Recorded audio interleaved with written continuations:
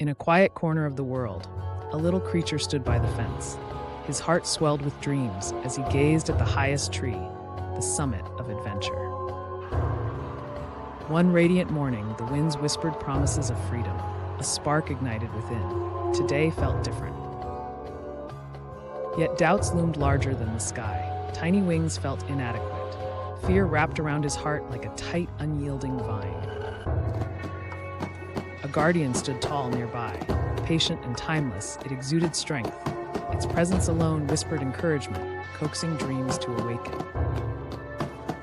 With resolve rekindled, he spread his wings wide. The moment arrived. Heart racing, he launched into the open air, defying gravity. The air shifted violently. A fierce gust struck without warning. Downward he spiraled, losing sight of his aspirations, wrestled by nature's wrath. But fate had kindness hidden in the chaos. He found refuge below the protective branches, landing softly, breathless, yet unharmed. Regaining composure, he ascended once more. Each branch felt more familiar, each step stronger than the last, purpose igniting his spirit anew. With every ounce of courage, he sprang forth. This time, he met the sky with arms wide open, embracing the rush of air.